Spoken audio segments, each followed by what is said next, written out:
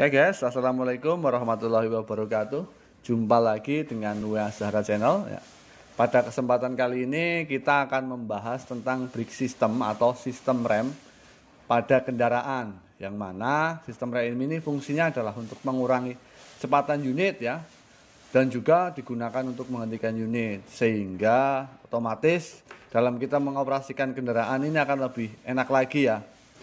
Nah, secara garis besar nanti brake system itu terbagi menjadi 3 ya, yang umum, yaitu ada service brake atau yang sering kita kenal dengan foot brake, ada parking brake ya, atau yang sering kita dengar dengan istilah rem parkir ataupun hand brake ya, dan yang terakhir ada auxiliary brake, itu ada exhaust brake, ada retarder brake, dan ada brake yang lain ya. Nah, secara garis besar nanti brake ini digunakan pada saat kita beroperasi, sehingga memberikan keamanan dan kenyamanan pada saat mengoperasikan sebuah kendaraan. Nah, jadi brake ini nanti cara kerjanya adalah dengan cara menghentikan pergerakan dari drum ya, atau hub yang terhubung dengan roda dengan sisi axle yang terhubung dengan unit.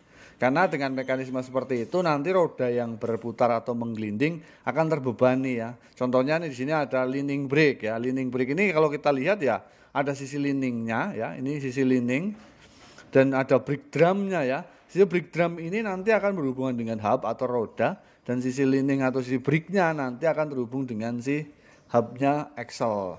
Sini juga ada contoh disklat piston untuk tipe piston brake ya. Seperti ini, jadi menggunakan piston dan menggunakan disklat.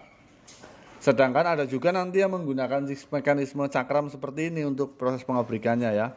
Tergantung nanti mau menggunakan yang mana. Sehingga ketika dioperasikan nanti pengenjitan brake-nya akan seperti ini ya. Ketika unit bergerak dan unitnya diam ya, ini posisi trailing shoe ataupun leading shoe-nya ini akan terdorong oleh sisi dari piston atau pergerakan dari rangernya, sehingga bisa menghentikan dari laju unitnya. Nah, sedangkan dari sistem operasinya nanti brake akan dibagi menjadi 3. Ada full air brake ya, atau yang sistem brake yang cara kerjanya nanti akan menggunakan air system sebagai media pengoperasiannya.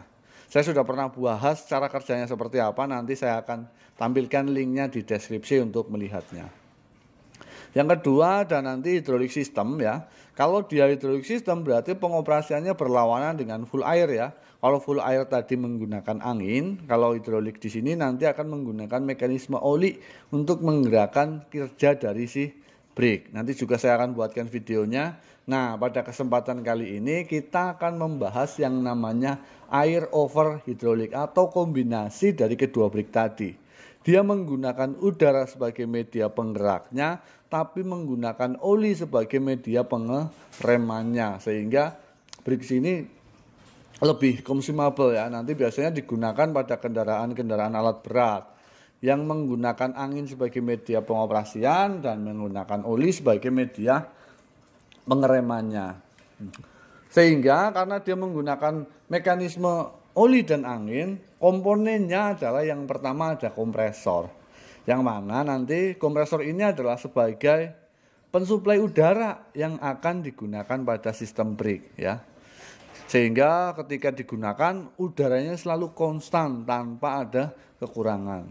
Nah, si kompresor di sini nanti dia akan dikontrol oleh yang namanya air governor. Air governor ini fungsinya agar tekanan pada sistem atau sirkuit brake yang di sisi air system selalu konstan ya, sesuai batas yang sudah ditetapkan. Nah, saya juga sudah pernah bikin videonya bagaimana cara kerja air governor dan bagaimana cara pengejasannya. Nanti saya akan tampilkan linknya di deskripsi. Nah, cara kerjanya gimana? Nanti ya si kompresor ini ketika dia loaded ini adalah ketika kompresor akan mengisikan udara ke dalam tangki, maka udara dari air governor di sini belum mampu menekan di sisi kompresor, sehingga valve outlet ya atau valve inlet di sini ketika terjadi kompresi dia tertutup, sehingga udara dari luar akan masuk ke dalam kompresor dan ditekan sama piston, sehingga udaranya akan masuk ke air tank. Udara di dalam air tank ini nanti akan mendorong dari sistem kerjanya si governor. Sedangkan kalau kompresornya no load atau si governor ini sudah bekerja mendapatkan pressure setelah udara di dalam tangki mampu mendorong kekuatan spring di sini, maka sisi dari intake yang tadinya tertutup ketika piston naik ke atas dia malah terbuka sehingga udaranya tidak didorong untuk mendorong tangki yang notabene sudah mempunyai pressure atau tekanan, tapi akan dibuang ke udara luar sehingga kompresor lebih ringan untuk mekanisme sistem kerjanya. Nah, dari kompresor akan masuk ke dalam air tank, yang mana air tank ini nanti fungsinya adalah penyimpan udara yang nanti digunakan pada sistem brake.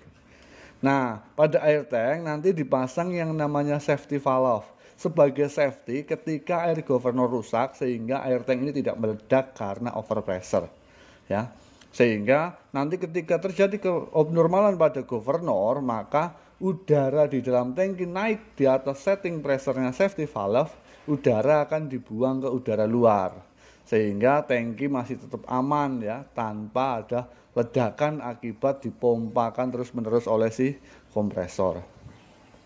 Setelah dari kompresor nanti setelah dari tangki baru menuju yang namanya brake valve.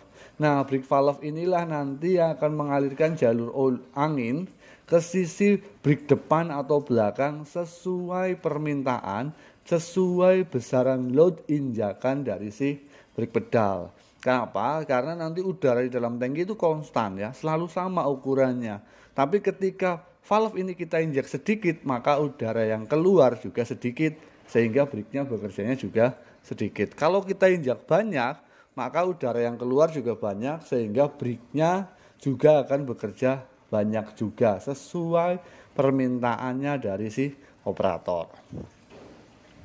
Nah, cara kerjanya gimana? Nanti ini gambar ada brake valve ya. Ketika brake digunakan, maka jalur dari tangki, udara yang tadinya terjebak di chamber sisi A, dia akan menuju ke chamber sisi C dan D sesuai dengan berat injakan brake pedal. Sehingga dia akan masuk ke one way clamp ya, atau one way valve menuju ke brake chamber untuk mengaktifkan si brake-nya. Sedangkan kalau brake-nya tidak diinjak, udara dalam tangki tidak terhubung menuju sisi sebelahnya karena tertutup sama spool. Sedangkan udara yang tadi mendorong di brake chamber akan dibuang ke udara luar di sisi bagian bawahnya brake valve. Sehingga dengan mekanisme seperti itu, brake lebih efisien. Ya. Nah, tadi dari sisi tank brake valve, di belakangnya ada yang namanya two way valve yang saya bilang. Nah, two way valve ini digunakan ketika ada lebih dari satu sistem brake. Contohnya ada auxiliary brake, ada juga service brake ya. Kalau service brake-nya tidak digunakan, maka yang digunakan adalah dari segi auxiliary brake ya, sisinya. Kenapa seperti itu? Karena two way valve ini fungsinya adalah mencegah aliran udara yang bertekanan ke salah satu sistem brake yang berbeda ketika brake yang lain digunakan. Jadi dia hanya menggunakan satu valve saja ya. Inputnya satu, outputnya satu ya.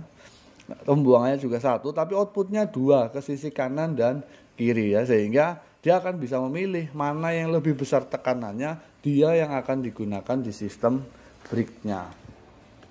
Terus kemudian di komponen terakhir ada yang namanya si brake chamber ya.